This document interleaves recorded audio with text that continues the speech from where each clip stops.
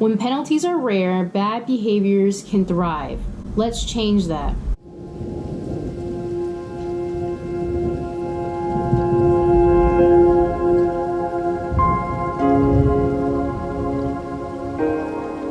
Hey guys, it's Angry Black Woman Getting Her PhD, and today I wanted to talk about the article entitled "Research is Set Up for Bullies to Thrive." This was written by Sherry Moss. Sherry starts off the article talking about how there's a student that got in contact with her, and this student wanted to talk about her abusive advisor. Basically, this advisor just loved to humiliate her. So Sherry goes on to talk about how recently, the news has been highlighting some abusive lab environments. As there are 3 reasons why you have an abusive advisor. The first reason is the target. Second reason would be the supervisor themselves, and the third reason would be the situation. For the target, usually supervisors bully people that are poor performers, but sometimes they target their best workers. The second cause is the supervisor themselves. Some individuals are more likely to be abusive. Even well-intentioned people in authority are vulnerable to power poisoning, which makes them less considerate of others' needs.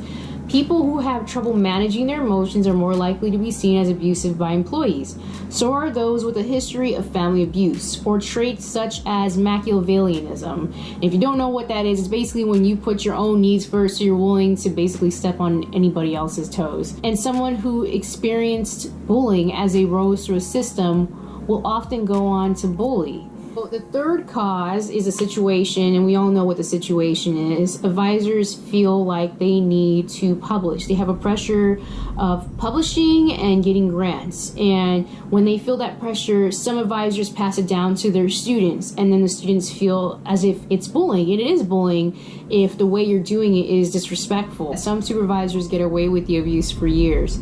The tendency of universities to take a hands-off approach in the name of academic freedom provides few breaks on outrageous behaviors. A lot of workplaces with toxic environments can be identified by their high turnover rates of employees, but a lot of times PhD students, postdocs feel like they're stuck because you need that advisor for letter recommendations, for publications and all that stuff, and then changing labs would set you back. Abusive supervision has consequences. Those who are abused experience psychological distress, dissatisfaction, emotional exhaustion, and depression. It triggers counterproductive behaviors such as retaliation, aggressions towards others, and aggression towards the organization. Social science experiments suggest feeling of social exclusion, anxiety, and stress can lead to unethical choices such as fudging results. Of course, because when you don't want to deal with that person anymore and you already know what they want to see, then you can produce what they want because you already know that they're biased and they see their research going in one direction. That's what they want to see. Am I saying too much? Oh well. There are 3 ways of reacting to abuse from your supervisor. The first way that people deal with this is to tough it out. You put up with it, but then you're going to have to deal with the psychological consequences. The second way is to switch. If you switch, be prepared to be set back a couple years. The third way is to approach your abuser, to talk to your supervisor about their behavior. Carefully seek out an emeritus faculty member or graduate advisor, because this could help.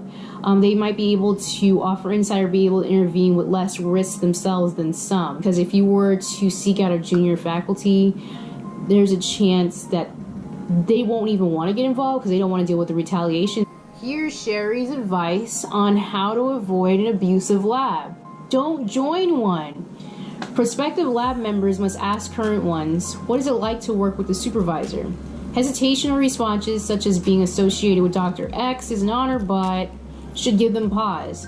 Too many students look to work with a big name who has lots of publications instead of heeding warnings, and she's absolutely right.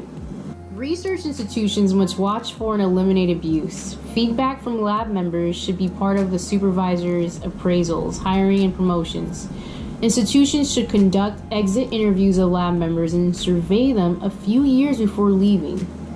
Funders should reward institutions that do this, perhaps with more favorable indirect costs on grants. institutions to dismiss faculty members or strip abusive supervisors of their right to train PhD students, and the system must create navigable paths for early career researchers to switch supervisors. When penalties are rare, bad behaviors can thrive. Let's change that. I like how Sherry talks about what are the characteristics of an abusive supervisor. I like how she talks about how people deal with abusive situations or abusive supervisors, and then I like how she gives us real solutions. And basically, if you're in a leadership position and you're abusive to the people that work for you, you probably shouldn't have that privilege of training PhD students. So I'm going to leave a link to the article in the description box below. I hope you guys start a discussion in the comment section, and I'll see you guys soon.